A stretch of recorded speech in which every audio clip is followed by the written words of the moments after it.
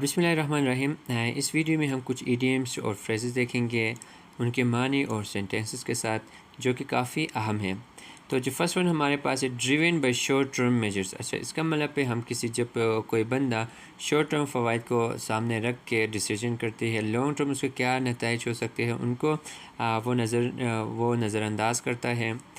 تو acting with a focus only on immediate benefits, یعنی قلیل مدت اس کے کیا فوائد ہو سکتے ہیں، are solutions without considering long-term consequences.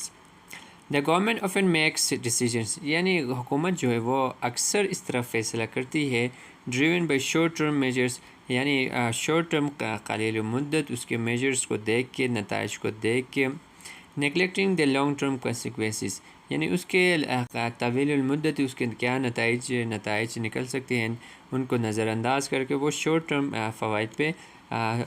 فوائد کو سامنے رکھ کر ڈیسیژن کرتی ہے۔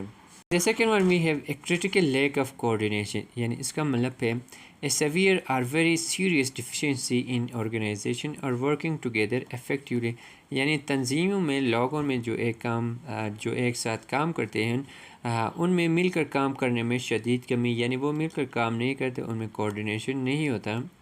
The project failed، یعنی جو پروجیکٹ ہے وہ ناکام ہوا، کس وجہ سے؟ Due to the critical lack of coordinations among the team members، یعنی ٹیم کے ارکان کے درمیان ہم آہنگی کی شدید کمی کی وجہ سے پروجیکٹ ناکام ہو گیا۔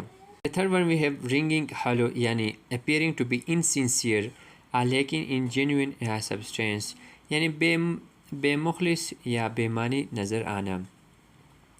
The politicians' promises ring hollow when compared to their actual actions، یعنی جو پولیٹیشینس جو وعدے کرتے ہیں سیاستدانوں کے وعدے ان کے حقیقی عمل کے مقابلے میں کھوکھلے نظر آتے ہیں، یعنی وہ وعدے تو بہت کرتے ہیں لیکن جو کام کی باری آتی ہے تو وہ کچھ نہیں کر پاتے ہیں۔